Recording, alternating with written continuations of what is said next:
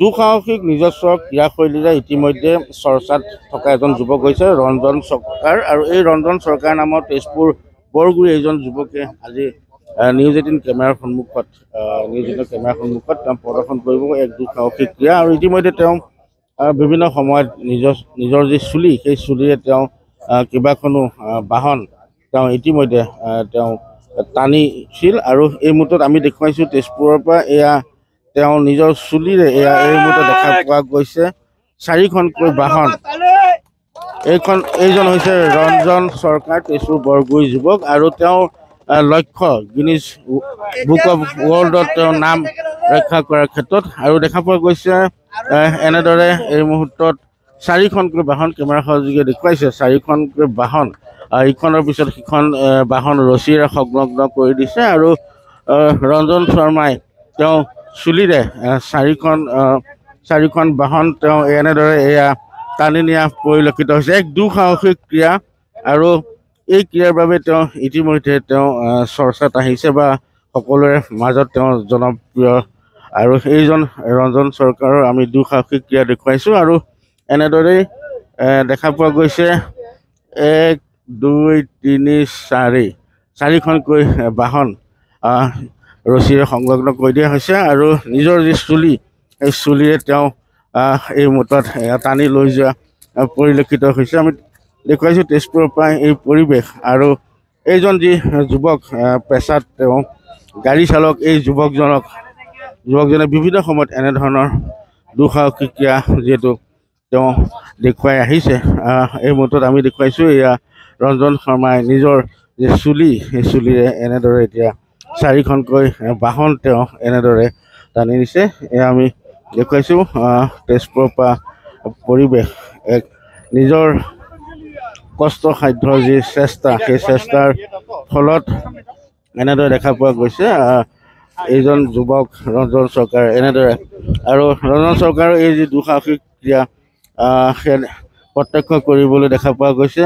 অগণন লোক যিহেতু সমবেত হৈছে।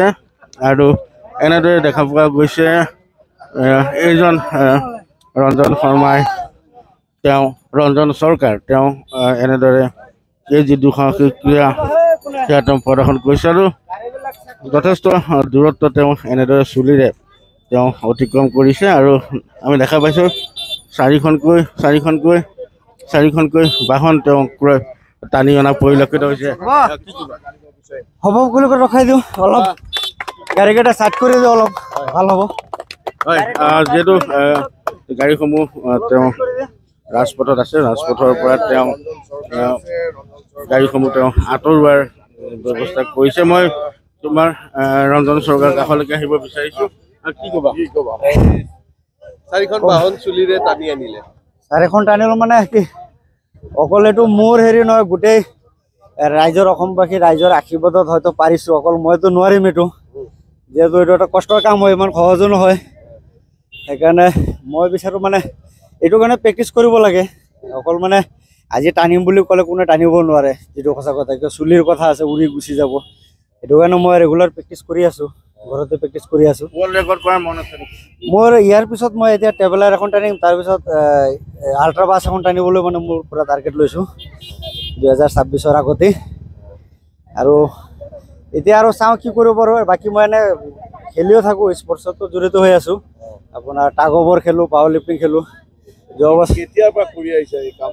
এই গাড়ীৰ কামটো মই আজি 4 মাহ 5 মাহ পৰা হেৰি কৰিছোঁ, 4 মাহ হ'ল। আৰু এনে মই 2 বছৰ ধৰি মই টাগ অফ ৱাৰ প্ৰেক্টিচ খেলি থাকোঁ। আৰু আপোনাৰ পাৱাৰ লিফ্টিং মই নেশ্যনেলত খেলি আহিছোঁ, য'ত নেশ্যনেলত খেলি মই মেডেল পাইছোঁ। কিন্তু মানে কি আৰু মানে এনেকুৱা কামবিলাক কৰিলে অকণমান মানে চৰকাৰী তৰফৰ অলপ হেল্প পালে অলপ সুবিধা হয়, যিহেতু এইটোবিলাক কৰিবলৈ খৰচো হয়, যথেষ্ট খৰচ হয়। আৰু মই খেলিবলৈ বাহিৰত যাওঁ, মই নিজাকৈ কৰি আছোঁ। আৰু মোৰ মানে এনে মেডেলো ঢেৰ আছে, মই মেডেলো বহুত পাইছোঁ। কিন্তু অভিলেখ গঢ়াৰ মন, সেইটো মোৰ ইচ্ছা আছে, যদি অসমৰ ৰাইজে আশীৰ্বাদ কৰে আৰু যদি ভিডিঅ'বিলাক গোটেই ইণ্ডিয়াত যদি চব মানুহক মানে অলপ দেখাবলৈ সুযোগ কৰি দিয়ে চবেই, তেতিয়াহ'লে হয়তো আগলৈ সুবিধা কিবা এটা পাম।